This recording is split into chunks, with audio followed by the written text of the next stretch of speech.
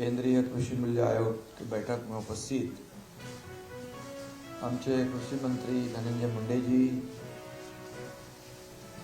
आपले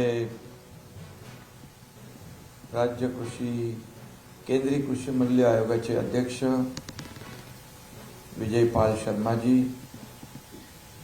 राज्य कृषि मूल्य आयोगाचे अध्यक्ष पाशा पटेल, आयोग के सदस्य नवीन प्रकाश सिंह, रतनलाल डागा, आयोगाचे सदस्य अनुपम मित्रा, प्रधान सचिव कृषी परिमल सिंह, आमदार भरत गोगावले, बाबासाहेब पाटील, महेश कासवाला आणि उपस्थित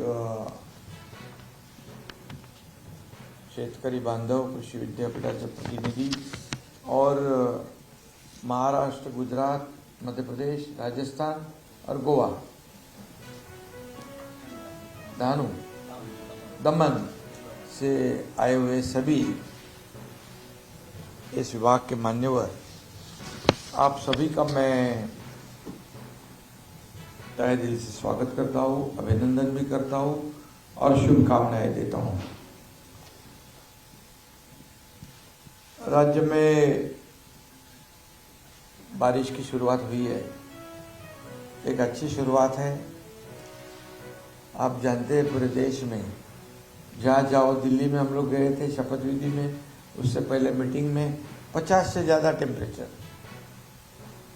चुनाव में तो 48 डिग्री से ज़्यादा 47, 48, 46 डिग्री तापमान था, उसमें प्रचार करके हम लोग आए। धनंजय भाई, कैसी हालत थी।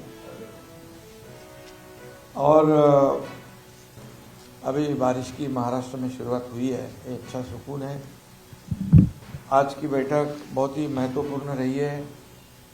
आपने कहा कि ऐसे CACP की बैठक में मुख्यमंत्री नहीं आते, लेकिन मैं विषय को बहुत ही महत्वपूर्ण समझता हूँ और इसलिए मैं खुद यहाँ हाजिर हूँ, क्योंकि मैं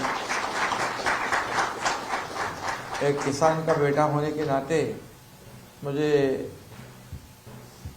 किसान के हर विषय में रुचि रहती है और जिसमें किसान का फायदा हो और निश्चित रूप से मैं करने की कोशिश और करवाने की कोशिश करता हूँ। मैं गांव जाता हूँ, खेती करता हूँ, मेरी खेती भी है समाज।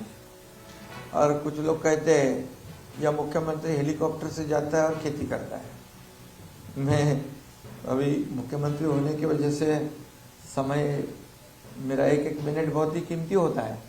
अगर गाड़ी चलाते जाऊंगा तो 8 घंटे 10 घंटे जाएंगे, तब तक मैं 1000 फाइल साइन करता हूँ। इसलिए जो कुछ भी कहते हैं उनकी तरफ मैं ध्यान नहीं देता हूँ, मैं मेरा काम करते रहता हूँ।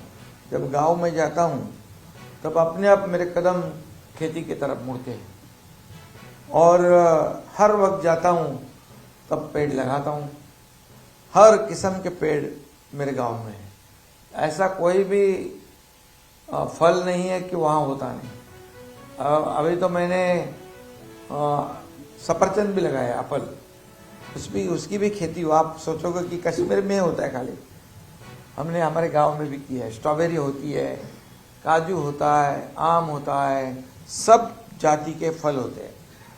पाशा भाई मेरे गांव में आए थे, अभी उन्होंने एक नया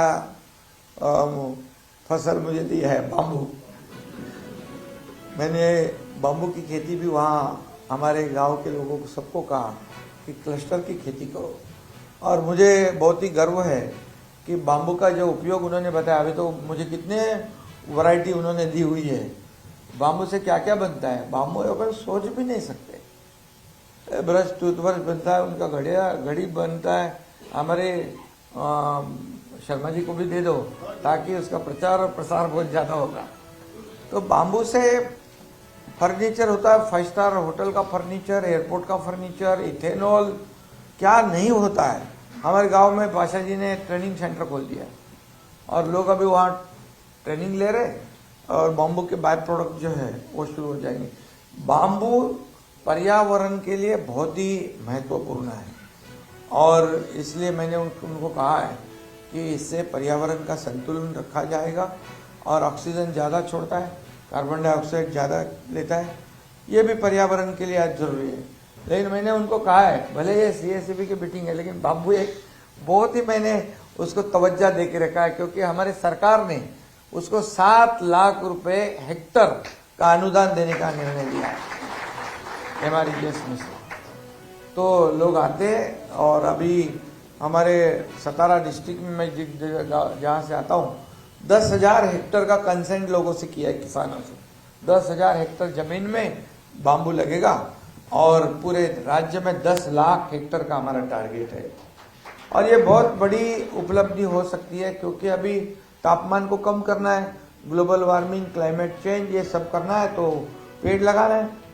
और जो पेड़ ऐसे हैं जो ऑक्सीजन ज़्यादा देते हैं, और इसको पाशा जी को मैंने कहा है उससे छाव भी मिले, ऐसे बाम्बू। नहीं तो लोग समझेंगे सिर्फ बाम्बू ऐसा एक सिंगल खड़ा होता है, ऐसा नहीं। बाम्बू में कई वैरायटीज है, जो छाव देने वाले बाम्बू है और ग्रीनरी देने वाले बाम्बू है। बड़ा डेंस फॉरेस्ट दिखेगा, शहरों में अर्बन फॉरेस्ट हम बना सकते हैं बाम्बू से। बाम्बू की अलग अलग वैरायटी होनी चाहिए, क्योंकि महाराष्ट्र में उसकी जरूरत है, कई अलग अलग किस्म के बाम्बू। हाँ,